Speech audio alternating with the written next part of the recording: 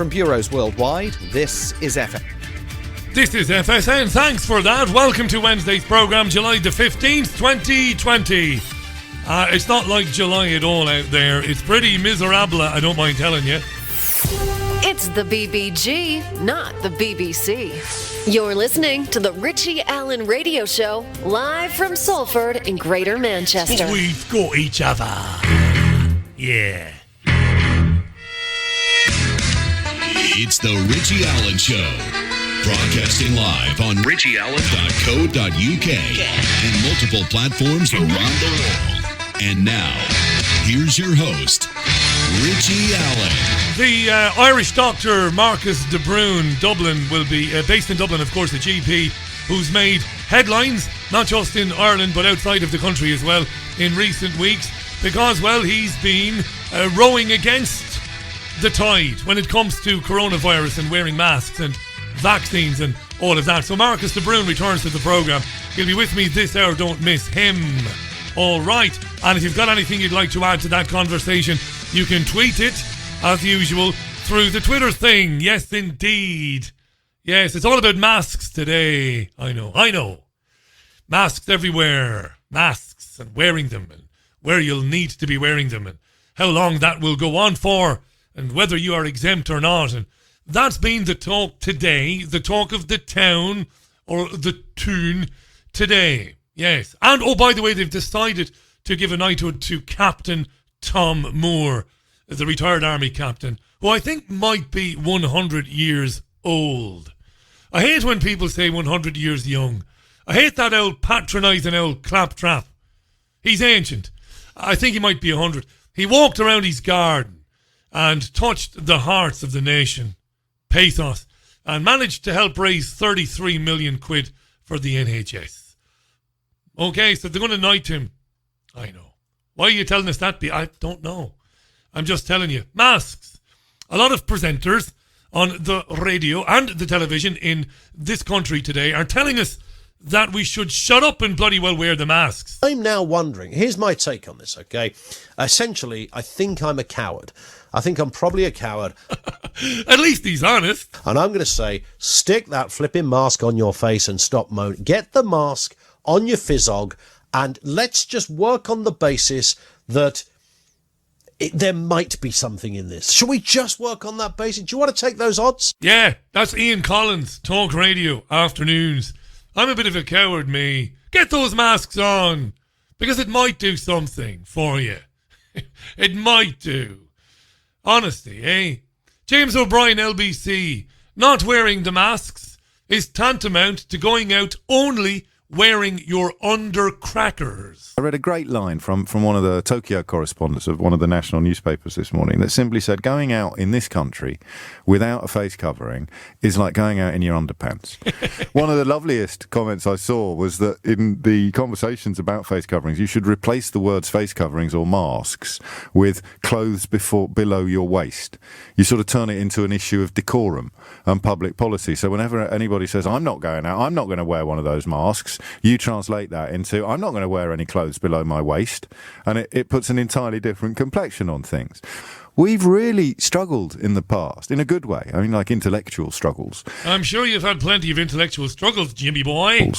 To justify the jailing of that man who refuses to put clothes on. Do you remember? Is his name Brian? A fascinating character who sort of sees it as a mission to not put clothes on, and they keep locking him up for outraging public decency. And actually, the conversations we've had about why he should be forced to wear clothes in public were among the most unexpectedly fruitful ones that we've had on the programme, like the real left field stuff. That'll give you the level of the programme right there. You want to categorise the programme, you want to characterise it. We talk about locking up eccentric old dudes who want to walk around in the nip, in their birthday suit. And we intellectualise that, says O'Brien. And where's he going with this anyway? What's it got to do with the face mask? Get the question right. It can be like a Pandora's box of fascination. But it's similar, isn't it? Not really. No. Why should he have to wear underpants in public? Why should anybody have to wear underpants in public? Well, outraging public decency is surely a lesser offence Outraging public decency, surely a lesser offence. Then I bet you can guess what's coming next. Potentially killing someone. Wow. That's a leap of intellectual... I can't finish the sentence. Wow, yeah. We've spent a lot of time trying to explain why we believe an old eccentric guy should be locked up for wearing no underpants in public. Or going out just wearing his underpants. But surely that's not as bad as potentially killing someone. And this is the thing, you see. There isn't an alternative voice anywhere in the in the mainstream media. You might say, well, obviously, Richie, but in the past you've got Hitchens, essentially, and he writes for the Mail on Sunday. Apart from him, you've got nobody. Maybe the Spectator, but very few people read the Spectator these days. So that's James O'Brien, yeah. Killing somebody, yeah, by not wearing a mask. It's possible. Bernie in Slough, God be with the days of talk radio when I started. This brought me back. It took me back some years. Bernie in Slough, she won't be wearing the masks in public. She won't be going shopping. The government wants us to go out to spend, to rejuvenate this sleeping economy. Correct. So I think we have to remember a lot of discretionary spending is done by women. This is not about supermarket shopping. Okay. You can do that online. This is about shopping for fun. I'm 56 coming up. When I go out shopping, I want to look nice. It's pure vanity. If I can't go out and get enjoyment and fun from shopping because I have to wear a mask, I'm not likely to do it on the high street. I'm going to reduce my shopping on the high street, which was already in difficulties. And I can't see how this is going to help high street shopping and spending at all. Yes, Bernie. That took me back to the 1990s, running a mid-morning talk show when regular folks like us, with real opinions, were able to get on air with very few filters. Real people. You know, they could get on the air. And I would facilitate that. I would put them on.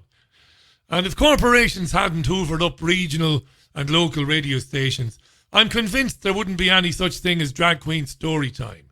Or dice games in primary schools, where 9-year-olds will throw the dice and then discuss sexual acts openly in the classrooms. I'm convinced of it.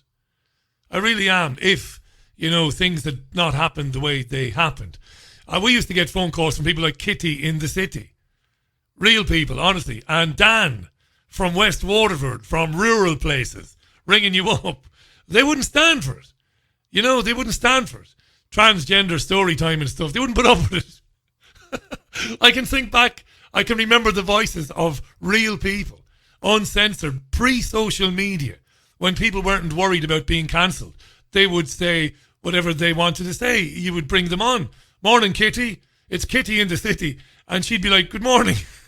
I'm absolutely disgusted, Richie. Transvestors, is that what they call themselves now? Transvestors in the school down below, reading Ladybirds to the poor unfortunate children. Ladybird books. We can't have it. Brilliant. And that would be the way it would be. But sadly, that's not the case anymore. It's amazing to me. Oh, God. Falling fertility rates will mean nearly every country could have shrinking populations by the end of the century. And 23 nations, including Spain and Japan, are expected to see their populations halve by 2100. That's the year 2100.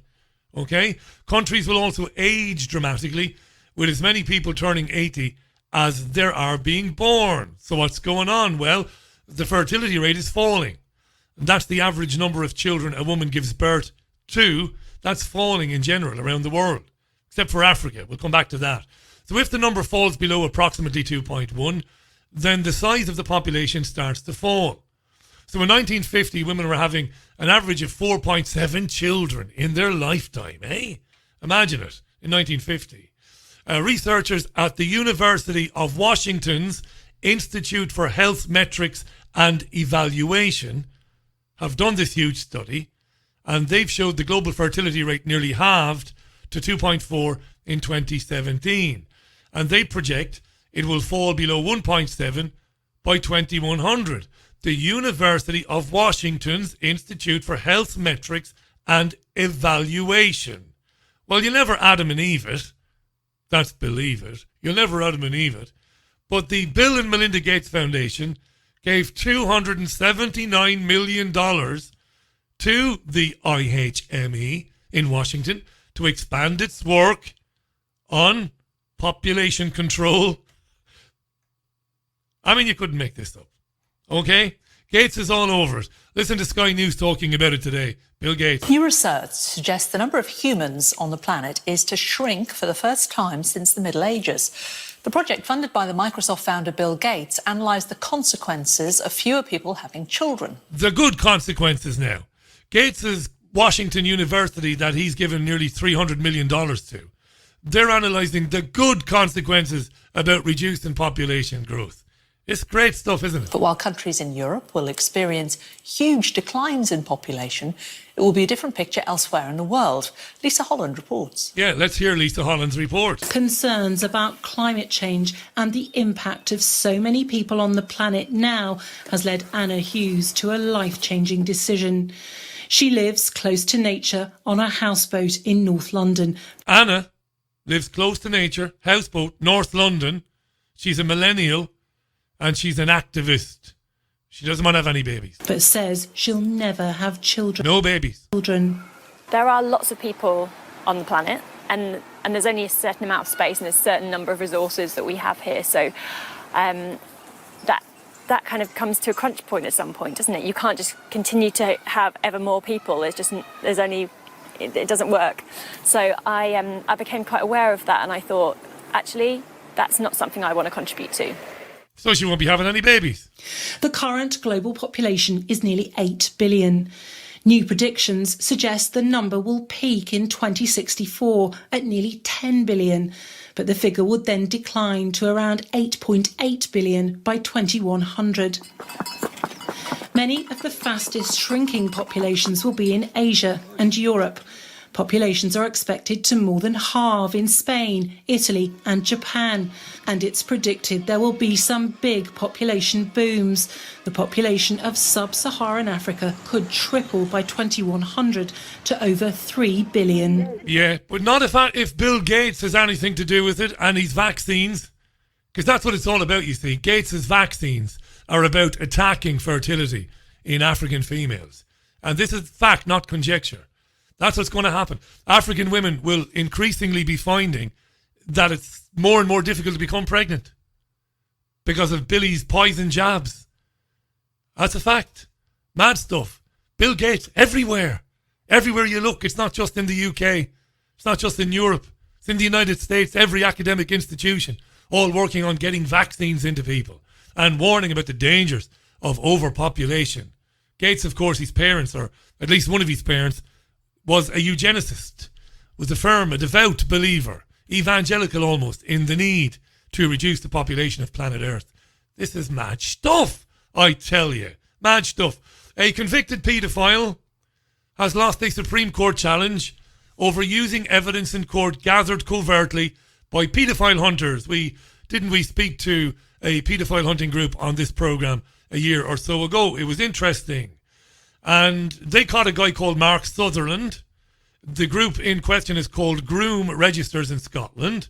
No, it isn't. It's called Groom Resisters in Scotland. And they caught Mark Sutherland in the act of attempting to make indecent communication with a child. They caught him. And he's a bit pissed off about that. And he basically said that his human rights were breached. His right to privacy. His right to privacy now was breached. What kind of fuckery are you? Yeah, there I was minding my own business, talking about sex to a minor. What's the world coming to if a man can't talk about sex to a minor in peace, eh? I've got a human right to privately groom a child. Chop his bollocks off, chemically anyway, but that doesn't work, does it? No incitement to violence now. None at all. Jesus. The robots are coming.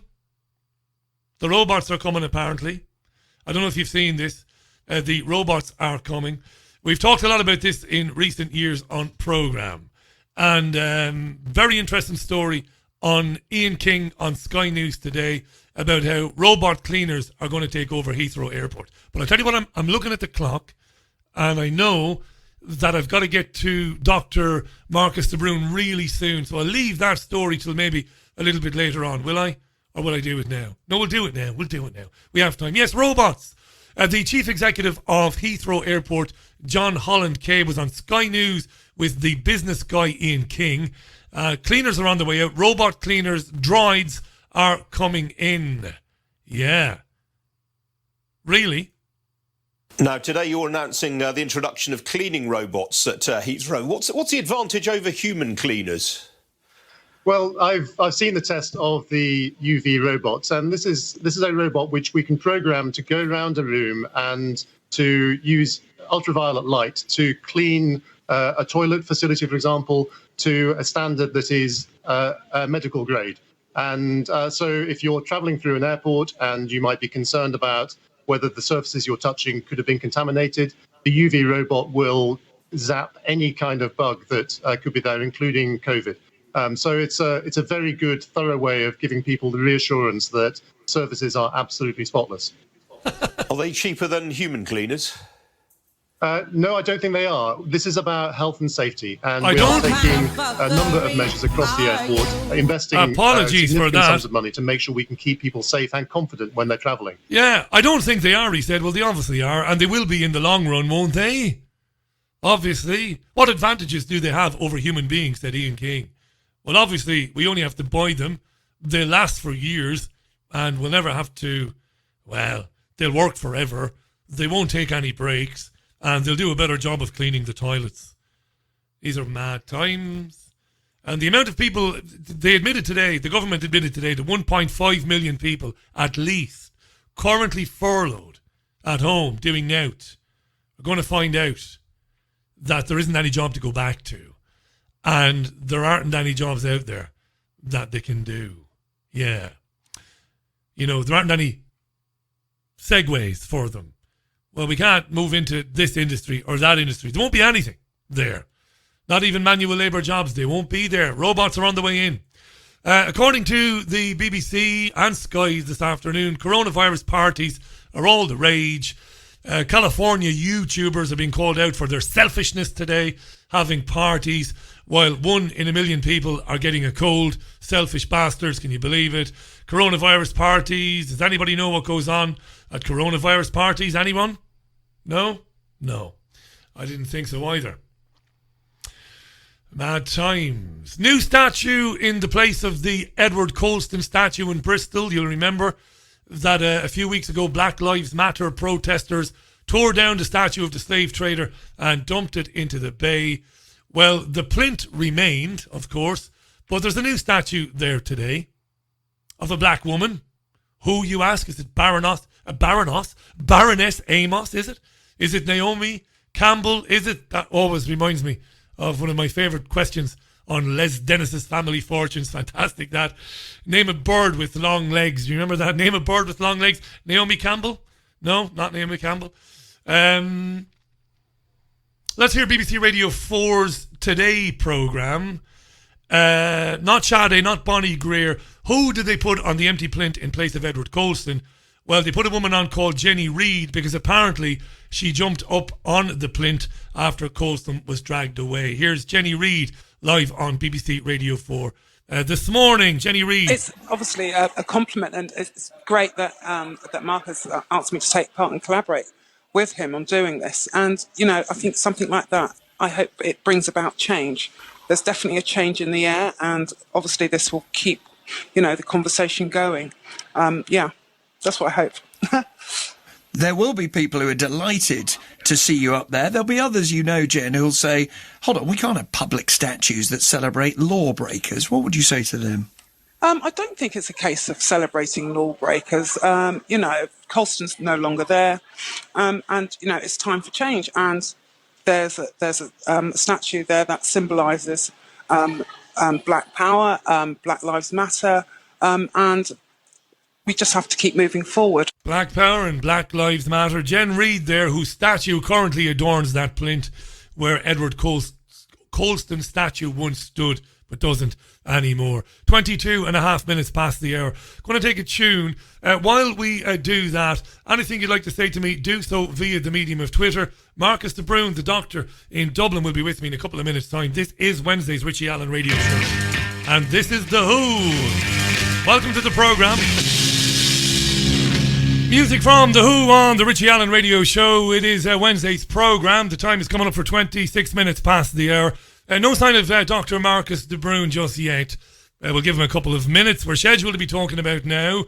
Very interesting piece in the Irish Times today about an interview that Marcus gave to Red FM's Neil Prendeville on Monday about the wearing of masks and also about the lockdown. A lot of criticism for, not so much for Marcus, but for the radio station itself and for the presenter for not playing devil's advocate, for not questioning the opinions of the GP and basically going along with the answers he was given. Talked to Marcus about that this morning. We'll get into that with him in a minute if we can. In the meantime, I'll read out one or two of your tweets before we give him another try. Hi to Fabrizio Nocciavelli. How you doing, Fabrizio? How you doing? William Henderson says, well, maybe coronavirus parties are a little bit like chickenpox parties. Yes. You've got to be over 40, I reckon. Maybe not, maybe 30, maybe 35 to understand what chickenpox and measles parties were. This was when the thinking was, way back when, that if a child got measles or chickenpox, the best thing to do was to get your own child mixed up with him or her so that your own child would get measles and chickenpox and then get over it and obviously build up a natural immunity to it thereafter. So yeah, coronavirus parties and all of that. Yes, love that. Hi to Cave Hillbilly, how you doing? Yeah, those radio show phone-ins back then were genuine. They were real, with real people. And I truly believe what I said earlier on. If the corporations like Global and like Bauer and like others, and Bob Geldof had a huge stake in a company that bought up hundreds and hundreds of local radio stations around Europe. If that hadn't been allowed to happen, I believe it would be far more difficult for lunatic ideas like getting very young children to talk about masturbation. That just wouldn't happen. Because while you might laugh at Dan from West Waterford, and you can hear the cows in the background mooing while he's on the phone to you live on the radio, these were decent people. These were, I don't want to say God-fearing people because I don't know if I believe in God or not, but they were moral people. And they would phone up and they would say, come here and I tell you, did you hear it, the news? They're teaching children how to play with themselves in second form. They wouldn't have it, you see. And they would be legion, these people. Let's try Marcus again. I'll try him while I'm chatting to you, and if we don't get him this time, we'll move on with another tune, and then we'll see what's going on. I'll just chat away with you in the meantime, as I am prone to do, as I am wont to do, prone to do, want to do, whatever. I don't know what the hell's going on. So let's see, can we get Marcus on? Right, I think Marcus might be there.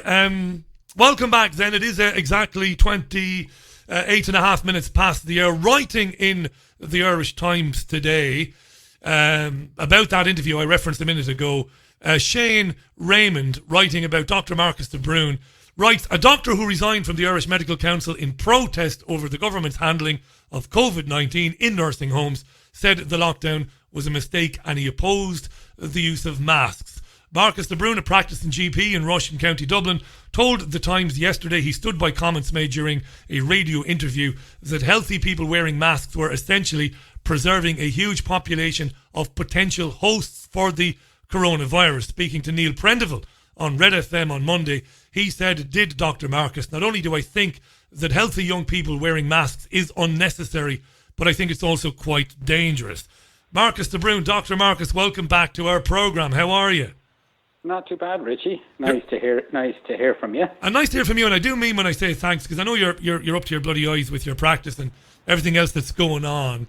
How can wearing masks not be some way beneficial in, preventing the spread of germs? I'm not thrilled about the idea of having to go into Salford next week and shop wearing a mask, and I don't like it, civil liberties and all of that. But a part of me is wondering, well, even if it only prevents 20% of infections, sure, it can't be a bad thing. Why am I wrong? Well, first, just to correct you there, Richie, you mentioned the article was in the Irish Times. It wasn't. It was in the UK Times. It isn't. Oh, excuse me. You're right. You're 100% right. Yeah. I'm looking at the... Go ahead. I mean, there's good reason for that. The Irish media have essentially got an entire lockdown on any sort of objection to what's going on in terms of our process over here. So there's a real kind of a media blackout for anybody to offer any sort of analysis or outside of the public health kind of guidelines that's going on at the minute. But I suppose to answer your question, why are masks unhealthy? Well, look, I mean, there's a number of reasons why, I suppose, there's a number of ways that you can answer that question. You can answer that question just from the basic kind of science of mask wearing itself and whether they work or whether they don't. There's a huge amount of evidence to say that they don't and they're not effective in viruses and that sort of thing. But leaving that aside, my main kind of point that I was making on the Neil Prendeville show, and my main point in general is that essentially there are only two ways of dealing with COVID. I mean, that's the UK and most jurisdictions had to make that decision earlier on in the crisis, and that's either we adopt for a natural-based immunity in the healthy population or herd immunity, or we try and dampen down and suppress the virus and kind of wait until a vaccine comes. They're essentially the only two approaches that we have. There is no other kind of outside. Different countries have a different kind of a nuanced approach to either of those two, but the country that's obviously followed the herd immunity or natural immunity approach has been the Swedes. So in my estimation, and looking at the figures, and a lot of doctors and a lot of professionals who are looking at the figures, in my estimation, the Swedes got it totally right. The correct way of dealing with this is to allow a degree of immunity in healthy people. And if we do that, then we're going to suppress the virus using natural mechanisms, using Mother Nature, using the same kind of mechanisms that cold viruses or coronaviruses, because remember, coronavirus is 40% of the common cold virus kind of load every year is down to coronaviruses. So coronaviruses are naturally suppressed in the environment every year through a combination of natural factors, herd immunity or natural immunity, and seasonal variation when you have longer days and increased UV light. So the point is ultimately that essentially if we're all going around wearing masks and healthy people are wearing masks, well, it's not kind of weird and wacky science, or it's not a conspiracy theory to remind people that when healthy people are preserving themselves, trying to protect themselves from the virus by wearing masks, and the jury's out if that even works, but let's assume that it does work, whilst healthy people are protecting themselves from the virus, what we're essentially doing is preserving a huge volume and a huge number of potential hosts for the virus in society. And I don't think any scientist would disagree with that, because that's the objective, that's the point of wearing the mask, to protect you from getting infected. But the real issue here is that essentially the only escape for the road that we're going down is universal vaccination. And I think we have to be very, very careful when we're being kind of pushed and herded down this particular road. Then we have to have some degree of dialogue as to what exactly is going on. So there's absolutely no equivocation or no kind of tinfoil hat wearing behind the assertion that when we wear a mask, we're protecting ourselves from the virus, but in doing so, we're providing the virus with a huge number of potential hosts. And this may come back to bite us in winter if there is a resurgence of the virus, as the natural factors start to diminish and the days get longer, and if the virus resurges in the winter time, which it may very well do, then what we're doing, I believe, certainly, is fundamentally wrong. And the proof of that, as I said, is in Sweden and the Swedish model and the Swedish figures. So that's kind of basically where I'm coming from, or what I was talking about with Neil Prendeville.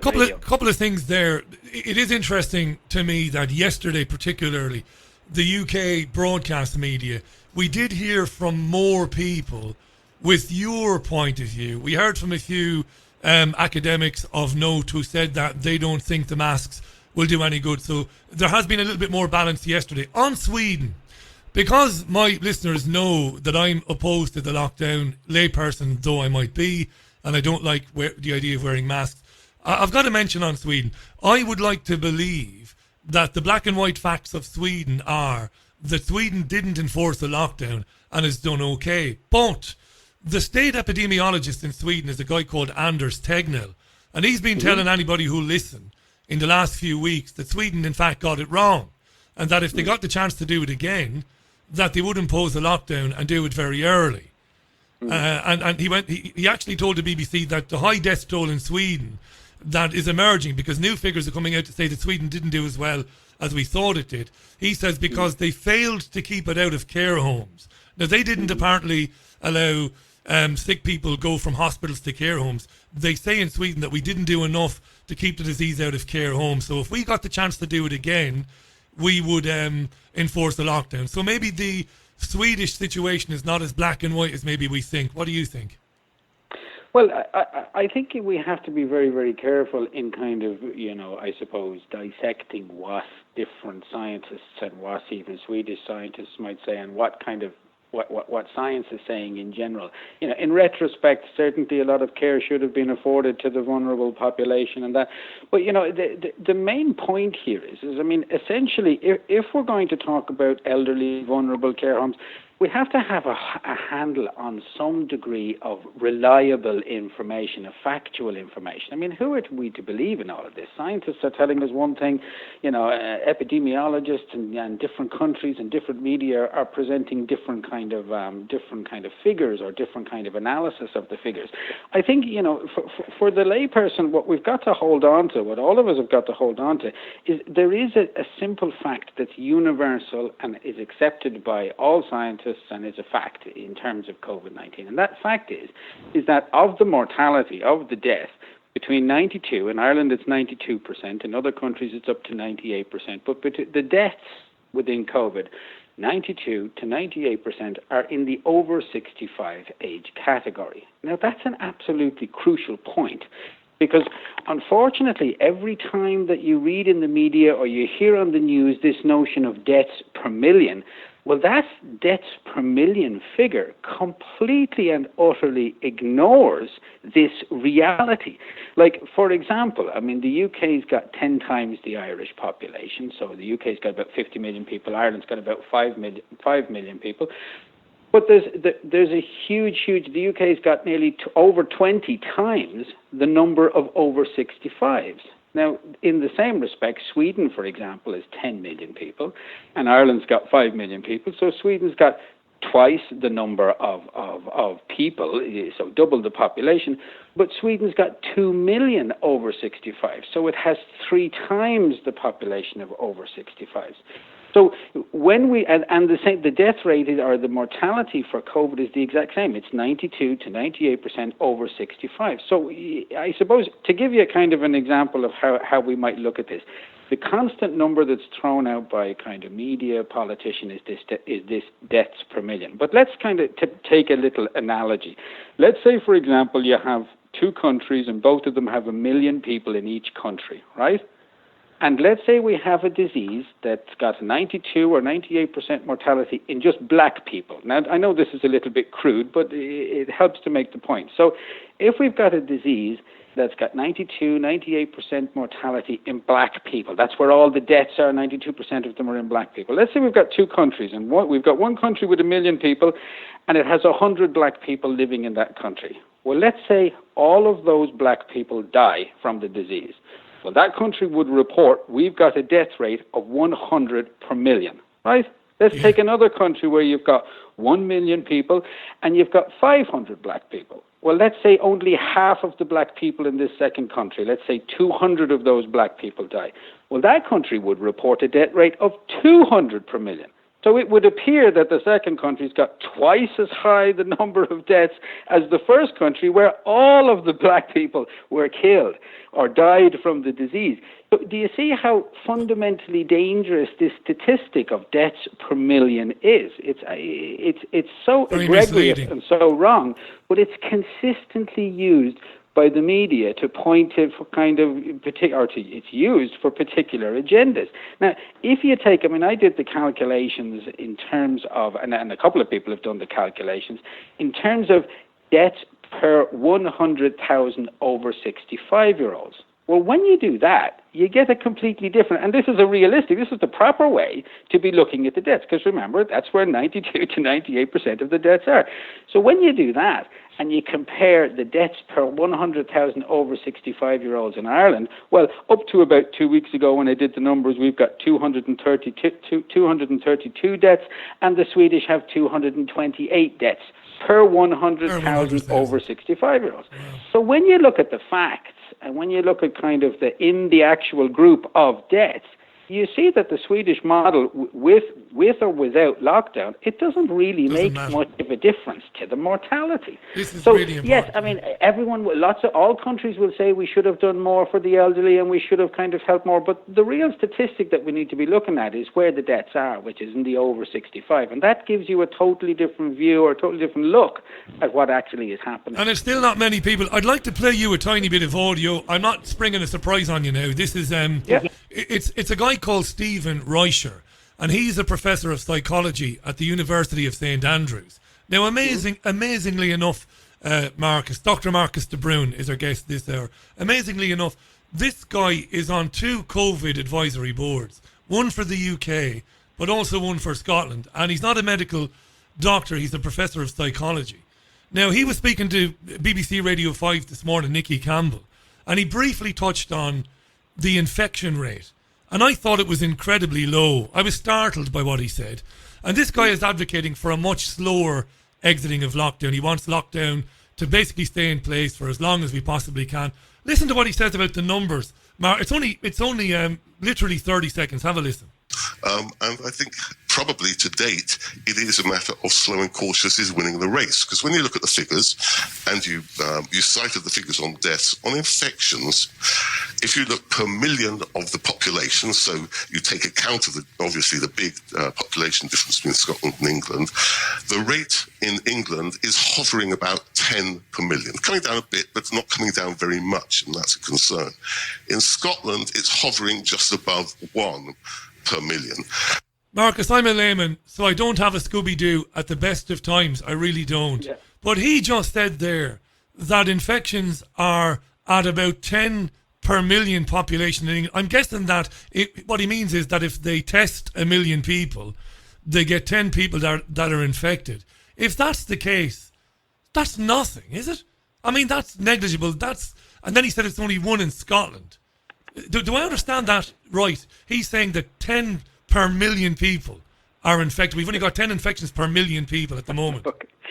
That's what he appears to be saying. But I mean, again, Richie, you know, I think if you get onto Google and you put in COVID-19, you're kind of gone. You're just going to be hit with this absolute tsunami of experts saying different things. You know, look, again, you know, I can only rely on, and I consistently and continue to rely on, and I think people with a bit of common sense consistently rely on the factual stuff. This notion of per million, deaths per million, that all of that sort of thing, infection per million, all of that sort of thing completely negates the basic fact that we've known about COVID since it started in China, and that is that its mortality is in the over 65s. Young, healthy children, young people, they don't die of COVID. You know, there aren't a huge number of complications in children or young, healthy people who get exposed to the virus. So we have a mad sort of a situation of a huge kind of a global kind of a panic, which, you know, maybe there's reason for the panic, but I think outside of the panic, we really lost sight of the basic kind of facts about who dies from COVID, who has a serious risk from COVID. You know, I mean, at the end of the day, the UK model was based upon Professor Ferguson, Imperial College's model that it came out with. Now, you know, and that model predicted at the outset somewhere in the region of 500,000 deaths if the UK went down the kind of herd immunity route, and 250,000 deaths if it didn't. You know, but at the end of the day, that model was proven to be incorrect. Nonsense. It was proven to be faulty. It was proven to be wrong. You know, Oxford, major big players in the scientific world have come out and said, look, that model was entirely wrong. You know, the question is why then, if that model is wrong, why then hasn't the UK or hasn't Ireland gone back to the drawing board and established a different kind of a model based around a more natural approach to accepting natural forces of nature and accepting the bigger picture of this. You know, my argument to that is that when you have governments that are hanging in by their fingernails, like you have in the UK and like you have in Ireland, any notion of revision is particularly dangerous because it comes with the implicit suggestion that something was gotten wrong. Well, I hear you. And if that comes out, there's big political accountability if that happens. So I think we're all being pushed down a road in order to cover political arses and to cover a lot of politicians. But the facts and the truth of COVID have always kind of been there. And at least they're getting a little bit of airtime now and a little bit of focus now, and people are starting to kind of see things. But I think any scientist in charge of any country will always kind of say, look, we could have done things better, look, we could have done things differently. But when you look at the numbers of deaths per 100,000 over 65-year-olds, you see the facts of how well or how unwell nations have done. Because, as I said, it's 92% of those deaths are in the over 65-year-olds in Ireland. So you can't look at this kind of deaths per million, and we have to be very, very careful about what's been done with numbers. A lot of people in the UK are very, very antagonistic towards the Swedish model because that has political implications for the leadership over there. And the same thing over here, big political implications for kind of leadership. So this is both a scientific issue and it's both a political issue. And I think that's where a lot of the real problems are coming in this kind of marriage, this very unhealthy marriage between politics and science. No doubt. Just two things. I hear what you're saying about the politicians, and I would ordinarily agree with you. I think the Conservative government here, with the majority it achieved back in December, I think it's pretty safe for the time being, but I hear you loud and clear anyway. It's startling to me to hear that 230 over 65s out of 100,000 died. I don't want to sound callous and, you know, uncaring about elderly people, but it doesn't sound like an awful lot. We might come back to that, but I want to ask you to comment on this if you can. Dr. Marcus de Brun, whom I think is a fairly gutsy doctor, and you know, an Irishman to be glad that he's around asking questions where others won't ask these questions. We'll come back to the media in a moment, but I've been watching obviously the media here in the last 36 hours, and I'm worried. I've worked at every level of the media. I'm a journalist. I majored in English and history, and I'm not stupid. But I know when the wool is being pulled over my eyes, Marcus. And I believe that when the UK Health Secretary, Matt Hancock, is now telling us that scientists are discovering... Now, it actually isn't scientists. It's doctors in Italy, in the Lombardy region. He said they are discovering now that COVID just doesn't end. That it leaves many people with debilitating illnesses that go on for years and years and years and years. This really worries me, and it worries me all the more. We're back to the media being asleep. The fourth estate is asleep. Nobody's challenging this. It's very scary for people. They're hearing that, oh, you had COVID, did you? And it went away. You had a bit of a wheezy chest. You weren't able to breathe. You were a bit sick for a while. Well, you might have heart disease. You might have kidney problems. I know you'll be aware of these stories, but what's your, early opinion on these emerging stories? Look, again, I mean, the crucial word there, and I think into what you're talking about, is stories. Look, you're always going to have some anecdote somewhere. I suppose the only rule with science is that there are absolutely no certainties in science, and that's except that one. It's very paradigms shift. Scientific theories kind of change. Science is not completely and entirely infallible. You will always have exceptions. We don't have in Ireland. We've got the highest rate, for example, of cystic fibrosis in children and the highest rate of asthma in children. So we have the highest proportion in the OECD of very sick kids with respiratory problems. Now, we haven't had one COVID death in a child in Ireland, with even amongst those high-risk groups with illness and disease. But, all it takes is for, one to come along or one to happen. So there'll always be, there's no end. If scientist wants to go dig in and find one exception to the generality and kind of foist that up to the world and say, oh, look, science is completely wrong, here's the example. and then it emerges kind of later on that there were other factors or other things or other that. We have to be looking at the big general picture as to what is going on.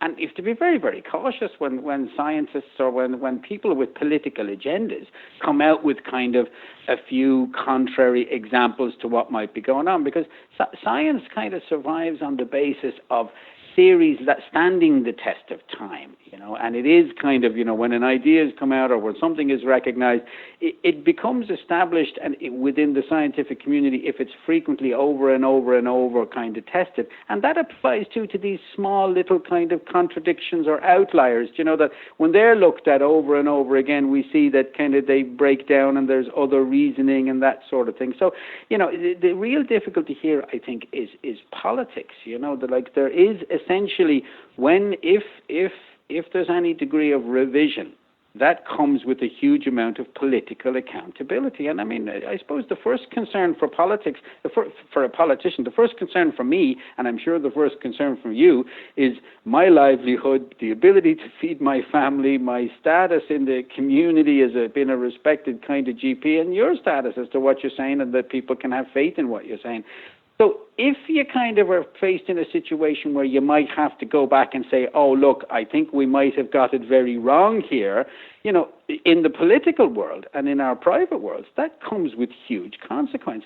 So I think an awful lot of what we're getting in the media is really arse covering and kind of pushing people down a road. Because remember, as I said at the outset, there's only two ways of dealing with this whole crisis, and that's either natural or herd immunity or mask wearing and suppression and all of that. But, I suppose one of the ironies, or perhaps the biggest irony in all of this is, if, like in Ireland, if in the UK people are wearing masks on buses and people are wearing masks in the shops, look, not everybody is doing that. You could never say you're going to have 100% of the population following those guidelines. So certain number, a certain percentage will kind of not follow the guidelines. At the end of the day, we do that provides the virus, or provides us all essentially with the Swedish model through the back door, because in Sweden nobody's wearing masks and nobody's wearing masks on the buses and that sort of thing. If only a few people break the guidelines over here. Remember, COVID got into the UK and got into Ireland by one person. So, a virus doesn't turn around, a virus doesn't operate on democratic principles and doesn't say, well, 99% of the UK population are wearing masks, therefore I'm going to disappear, I'm going to go away. That's not going to happen. And, mask wearing is never going to get rid of the virus. It's only going to follow this kind of rather ridiculous notion that we can keep it down, suppressed, until the vaccine gets here. So the wearing of masks essentially locks us in to a vaccine, and there's huge interest in that, huge financial interest, huge kind of corporate interests in that, and it locks us into the no revision of kind of, did we make mistakes, are we going down the right road or anything. So I think those two factors are kind of pushing us down a particular road where the evidence and the science and the facts are saying, listen, we got it wrong, the Swedish approach is right, and we need to revise, Dr. Marcus de Brun is our guest. A couple more things, Marcus, today. Wendy Barclay is a professor at Imperial College in London. She was interviewed by Andrew Marr on the BBC on Sunday morning. And when I was in commercial radio, I could be fairly confrontational with my guests. And I couldn't believe Marr didn't take her apart. She said that we're hearing things, she said, along the lines of that the virus leaves our bodies kind of like an aerosol and it hangs around in the air. And Marr asked her for how long, and she said, well, we've seen it hang around in the air for up to an hour. And I laughed out loud, and even without a medical degree or any real, background in epidemiology or virology, I would have taken her to the cleaners. And again, I began to think, this is surely now more about, you touched on it there a minute ago, and I know that you've said in interviews recently that you would rather not be doing the job than imposing on people that they should have a vaccine that, wouldn't do them any good or they didn't need.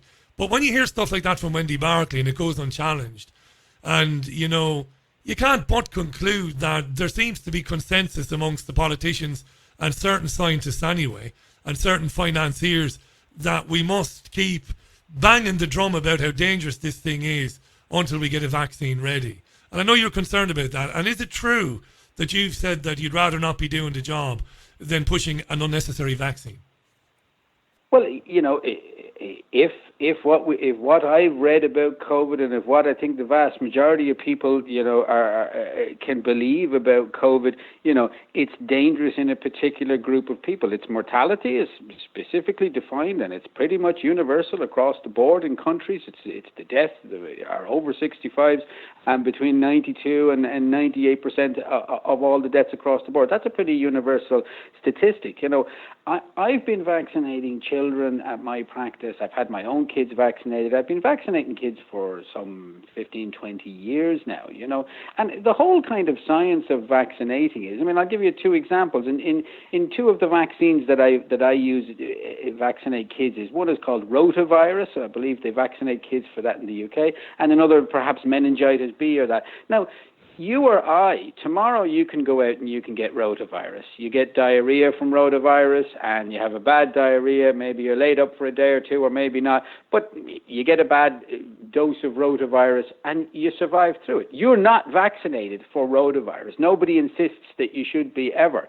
If a young infant or a newborn gets rotavirus, well, there's a really good chance they'll survive if they get a diarrhea or that. But in certain instances, it has a high mortality or a high problem risk of hospitalization or that in young infants. So we vaccinate the vulnerable. You don't get a rotavirus vaccine and neither do I, but we're just as likely to pick up the bug as an infant. But the infants are at risk. So we vaccinate them. Now, if we've got a disease where 92 to 98% of the deaths are in over 65s, what the hell are we talking about vaccinating the entire population for? That goes against all of the basic kind of science that I've learned in college, that I've learned in medicine. It goes against the basic practices that I've been doing in medicine for 20-odd years.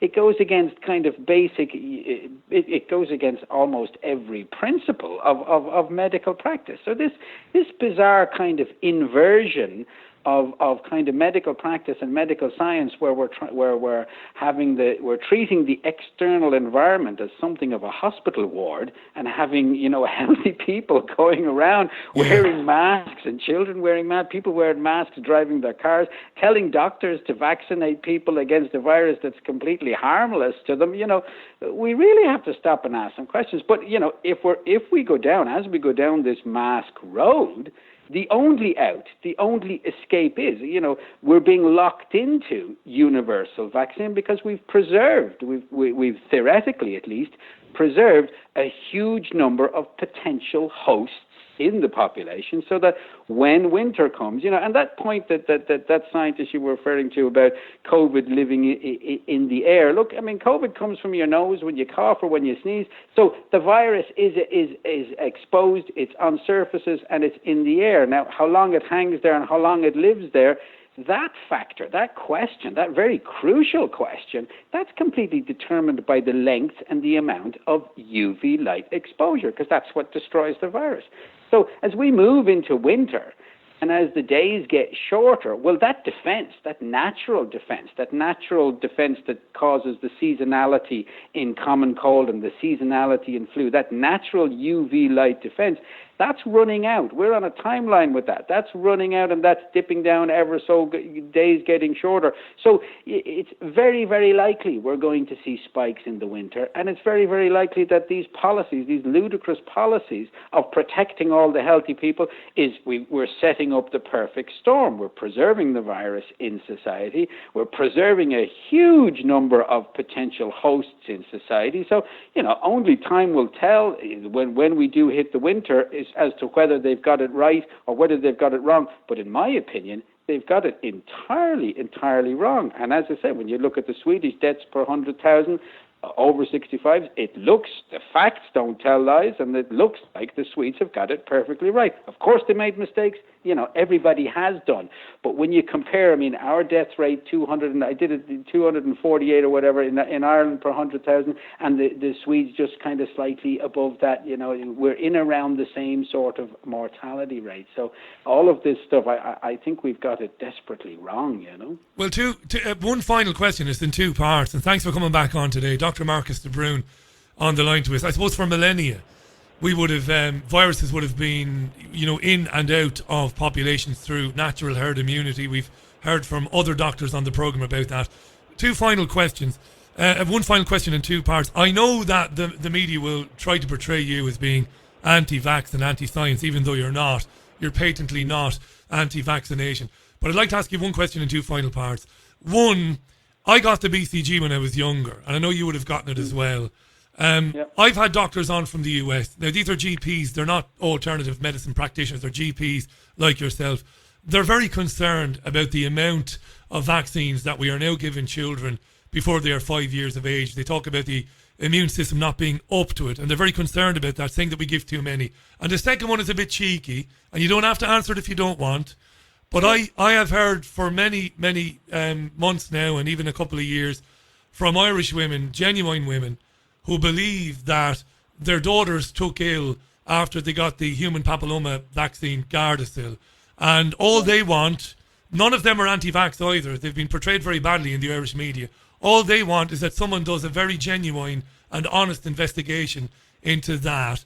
So if you could just give us a comment on those two things. You might not want to get into the Gardasil thing, but maybe you will. But the doctors who are concerned that we're giving too many vaccines to children now, we never did it before. Why are we doing it now? What do you think?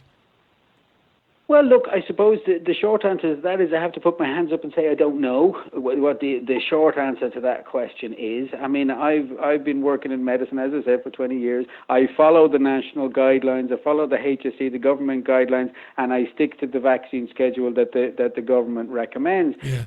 And through this process, the kind of recommendations and what's going on with vaccines, and certainly what's going on with the COVID vaccine, that has certainly caused me to have some serious questions, not just about vaccines, but about medicine in general and about guidelines in general, and how much health and how much politics, because I think all of this COVID is brutally contaminated by politics, the kind of this deaths per million shit that's kind of touted out all the time when it's a totally unrealistic statistic, is brutally contaminated by politics. And look, throughout this kind of crisis, I really have to ask myself now, and I think, many physicians should be, and many, particularly people like me, general practitioners who rely very heavily on guidelines, on government guidelines, issuing guidelines, and not just about vaccines, but about kind of medicines in general, and a lot of the things we're doing.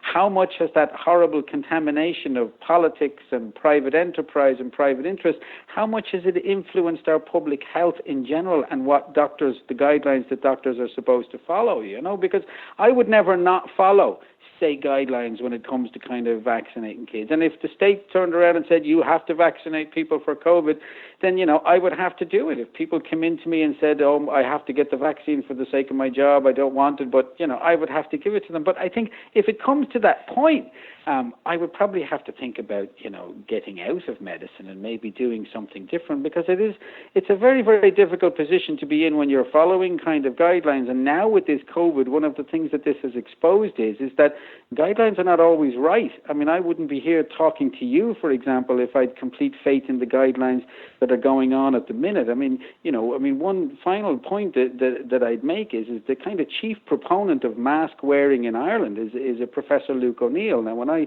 studied microbiology before I did medicine, Professor O'Neill was one of my lecturers in Trinity College, and Professor O'Neill is the most kind of vocal and most public figure on mask wearing in Ireland. But Professor O'Neill's relationship with GSK in terms of his funding and his research, he's a co-founder of a biotech company that manufactures ingredients that can be used in vaccines. I'm deeply, deeply concerned about this kind of crossover between politics, private enterprise.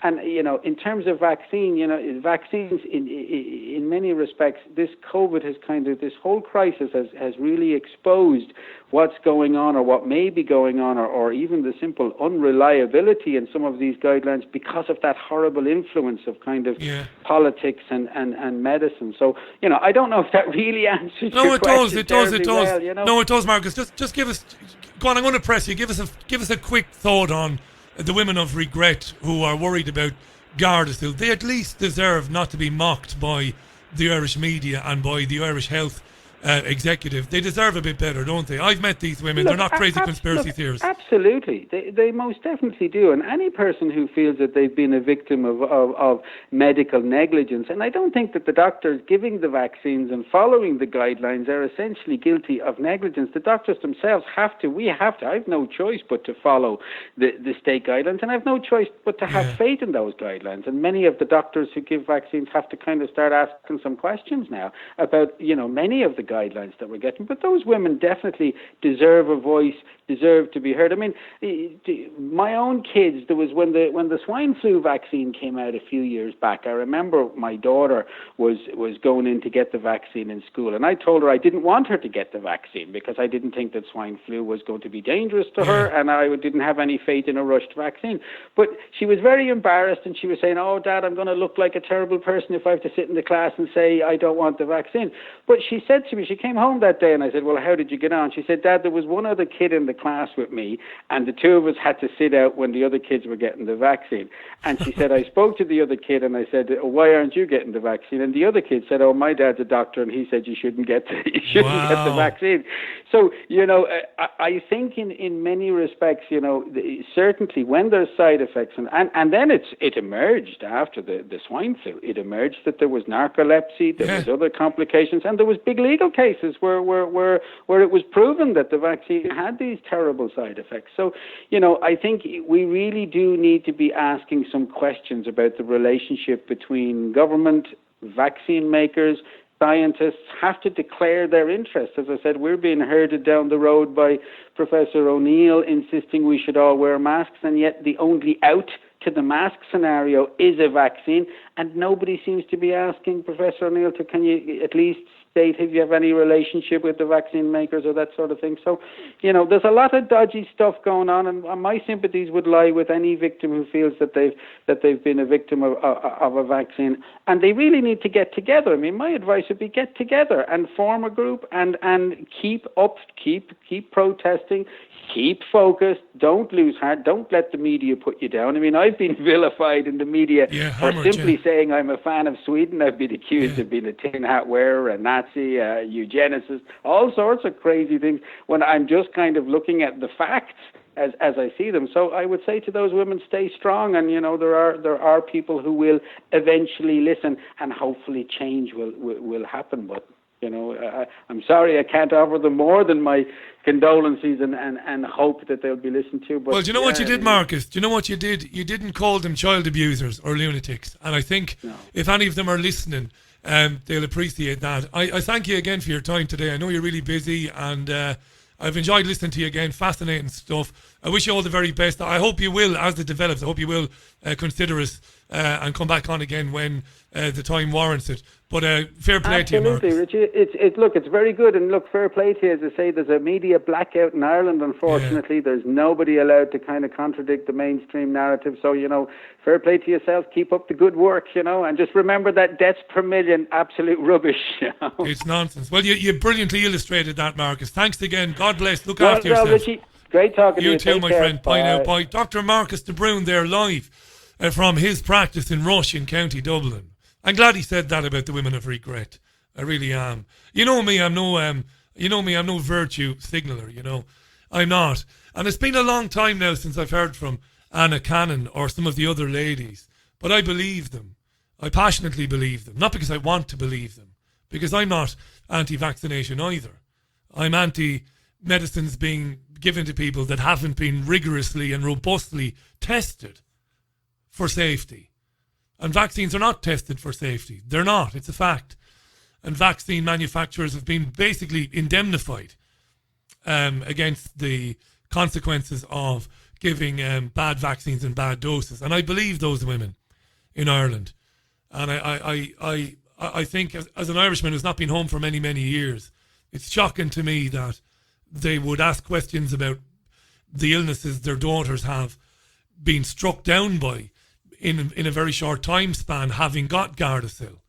And then when they ask questions about that, be labelled child abusers.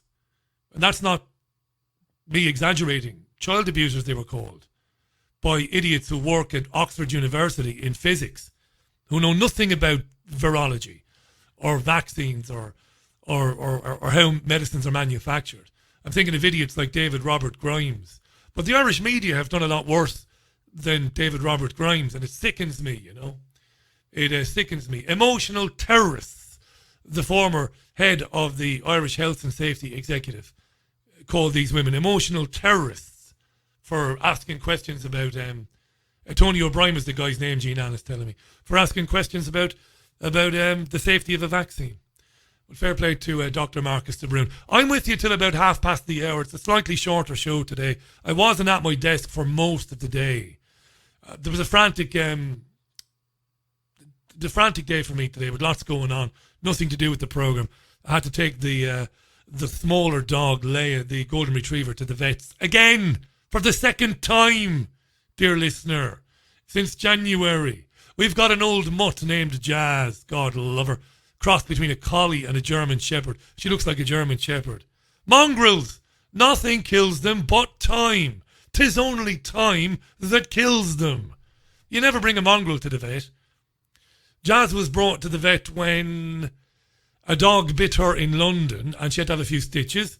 And then she was brought to the vet to have a small biopsy done because I found a lump on her breastbone and I crapped myself. And we took her to the vet and she had a biopsy done and it came back as benign, which is lovely.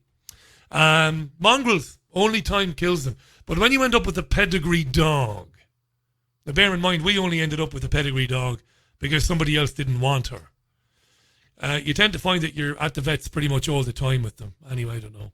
Okay, I've got to change my headphones, my cans, because they've blown up, would you believe? The speaker, the little device inside the headphone that projects the sound, has blown up on me. So I've got to change my cans. While I do that, we're going to get headlines from FSN for a start. Let's go to FSN for headlines. This is the Richie Allen Radio Show, live from Salford in Greater Manchester. 13 minutes it is past 6 o'clock for Wednesday, the 15th of July 2020. From Feature Story News in Washington, I'm Simon Marks. The US is imposing sanctions on some employees of Chinese technology companies, including Huawei. The EU's second highest court has ruled that Apple does not have to pay Ireland €13 billion back in taxes. And White House officials say that one of President Trump's top aides, Peter Navarro, went rogue when he published an opinion piece slamming the reputation of Dr. Anthony Fauci. Thank you very much indeed, FSN. 13 minutes past the hour. We'll take a very, very quick break. Back then with more comment, more chat on your Richie Allen Radio Show. How about that? How about them apples? Renowned healer Mark Bayersky travels the world to find the most unique and powerful crystals for self-healing. Since the ancient times, crystals have been used as healing tools. They hold a natural healing vibration and are highly charged in positive energy. Mark teaches how to channel the universal energy and transfer it to the crystal to activate its healing power. Each crystal is used for its unique ability to target a different physical or emotional challenge. Mark Bayersky is an author, healer, speaker, and founder of the Pure Energy Healing Academy. He shares powerful messages of inspiration and healing on his daily YouTube videos, reaching millions worldwide. Mark's crystals, healing oils, and incense sticks are most sought after by other healers. His collection is available online at www.markbayersky.com. His work is presented through Lemon House, a company that creates and curates consciously made gifts. Yes, I do. Visit markbayersky.com if you get a chance. He's a top man. The views and opinions expressed on The Richie Allen Show are those of the guests and the guests alone. They do not necessarily reflect the position of the host or other contributors. Yeah, I'm having a mare today. I fired some jingles during the monologue and they didn't work because the faders weren't up. Those of you who've ever used a mixing desk will know what I mean. I'm having a mare. It's because my mind was elsewhere today. I had lots of things to do that were on-show related. The Richie Allen website, richieallen.co.uk, has been redesigned by my very good friend Hayden Hewitt, and we're going to launch that in the next few days. So maybe some news on that tomorrow, maybe. Top man is Hayden. I'm going to take a tune. When I come back, I'm going to read some of your comments there on Twitter, and I'll have some more news for you, believe it or not. This is Morrissey, and this tune is called Interesting Drug. 16 minutes past 6 then, on a pretty dull and grim July evening here in the dirty old town. Yes, it's Morrissey there and the Interesting Drug on the Richie Allen Radio Show. Bez is from Salford. You know Bez, who was on this programme in the past and the TV thing. We'll do the TV thing again at TPV Studios in Manchester. I think we're going to do it in the autumn. Rather than do the radio show on Thursday, I'll do a full show on In Vision at the TPV Studios thing, just for the hell of it, to give it a chance, give it a try, see how it goes. I really enjoyed doing that in the past with Hayden Hewitt, so we'll see how it goes there. Thanks for your tweets. A lot of tweets came in. A lot of people very interested in what Dr. Marcus de Brun had to say. Thank you. Donkey Oti was in the pub. Well done. Been down the pub, he said. Didn't tell us too much on Twitter about the experience of being in the pub, having to sit at your table and be table serviced and only one person in the loo and sitting with your back to people, no music, no speaking loudly and all of that. I did hear from one or two people who said to me, yes, Richie, I have been in a pub, and yes, we have been asked to bear in mind that speaking very loudly is not a good thing. We have been told to speak moderately in pubs. I've had emails from people to that effect saying that to me amazingly, incredibly. Yeah. Hey, listen, on masks and stuff. Wanted to play this earlier on, didn't have a chance to play it. The health secretary is a guy called Matt Hancock, and he did the media this morning. One of his stops was on Sky News with Kay Burley, and amazingly enough, Burley did ask Matt Hancock a real question. Maybe it happens twice a year, maybe it happens when there's a full moon.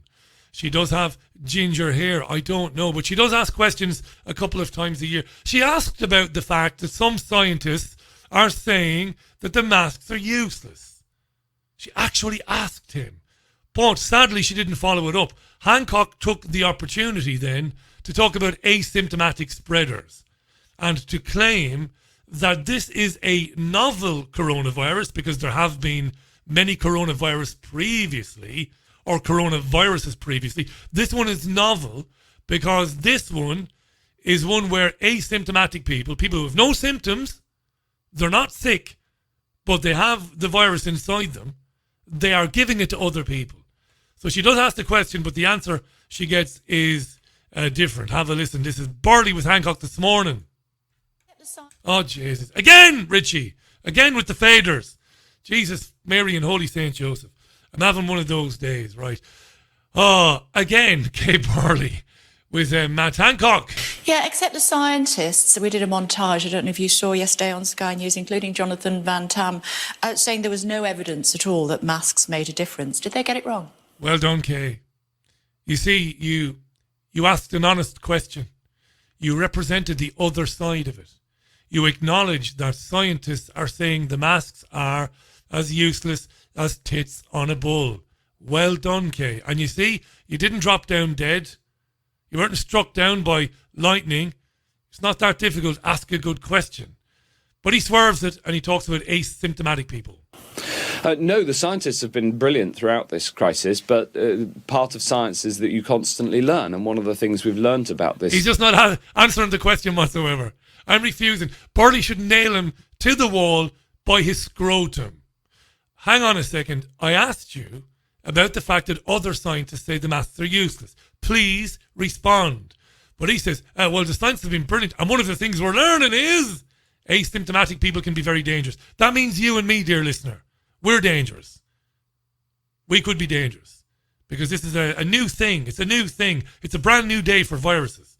Here he is. Science is that you constantly learn, and one of the things we've learned about this virus is that there's more asymptomatic transmission than anybody thought of, and there's also been developments in understanding of the spread. Now, on masks, it's a balanced decision, but there's benefit of having a mask, especially a benefit to other people. If you are an asymptomatic carrier of coronavirus, i.e. you feel fine, you don't have any symptoms, but you do have the disease, maybe it's before those symptoms have come through, it's now clear that you can transmit the disease. Sure. This is novel for a coronavirus, and the scientists didn't know this at the start.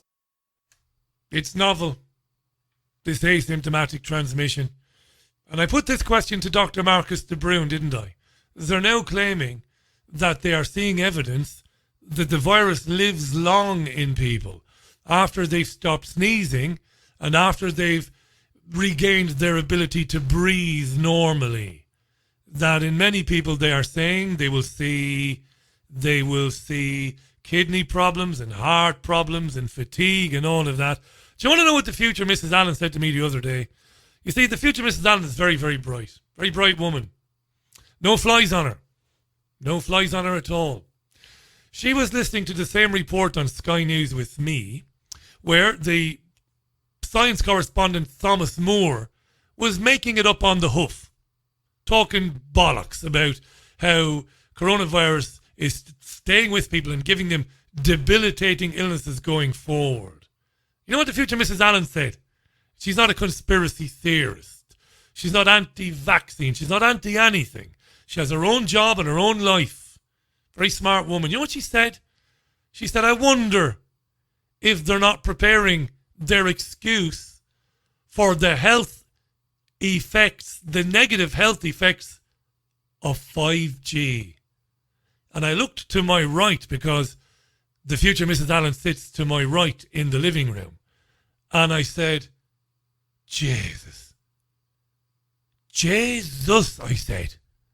Because Christopher Busby told me, genius, and other experts in non-ionizing radiation told me that headaches, chronic headaches, fatigue, organ damage, and so on, are natural consequences of being exposed to non-ionizing radiation. And that 5G is going to be worse again. And these are academic people. These are clever people. They're not conspiracy theorists. And the future Mrs. Allen should be doing this job because she was listening to them more than I was, even though I was listening to them very intently. And when this guy was going on about how coronavirus can leave you with fatigue, and he did say chronic headaches, he did say organ damage, or indoors said, well, do you know what? She said, they've got an excuse now for when people start complaining about fatigue and headaches and illness when 5G is switched on properly everywhere. And I looked at her and said, check out the big brain on the frog. Bejeebus. That's exactly what she said to me. Hi to Larry Jazz. Now, what a top man Larry Jazz is. Top DJ and radio presenter on the Costa del Sol. Lovely bloke. Got to know Larry during our time on the Costa del Sol. I miss you too, Larry. It has to be said. I miss, especially on the 15th of July in Salford when it is chucking it down. And I've been soaked into the skin, walking the dogs and going to the vets and all that. How you doing, Larry? Lovely to hear from you. Richie, he says, missing you here on the Costa del Sol, he says. Still driving. Most people, he said, most of us are still driving solo with masks on. People are driving solo with masks on, with the new directive. And in fact, even before, he says, at least I've seen many not covering their noses, so at least they are breathing fresh air and not exhaust fumes, says Larry. That's a good point, Larry, and the doctor made that point, didn't he, that covering your mouth and your nose with a mask is not healthy. And in fact, a lot of doctors have said this. And to be fair to Kay Burley again, to be fair to Kay Burley did make that point to Matt Hancock, but he ignored it. Liz Jones says, Richie, novel equals story. So when they say novel coronavirus, They mean it's basically a story. It's horse shit, basically. Listen, I'm going to love you and leave you. It's been a mad day here. Just about got on air. Thanks to Marcus de Brun for coming on. Thanks to you for listening. Shorter show today. Not sure what's happening tomorrow. I'll tell you why. Because I've got to be... I've got to get to Hayden Hewitt in TPV Studios tomorrow to work on the website, to take photographs, to make a video. So tomorrow's show could be something different. I don't know what it's going to be, but we'll do something. So play it by ear and we'll see how it goes. In the meantime, enjoy the rest of your Wednesday. Don't grumble that you've got a 90-minute show instead of a 2-hour show. You'll take what you're given, won't you? Thank you. Going out with the Ramones. Until tomorrow, it's bye from me. Thanks again to Dr. Marcus de Brun. Thanks, Marcus.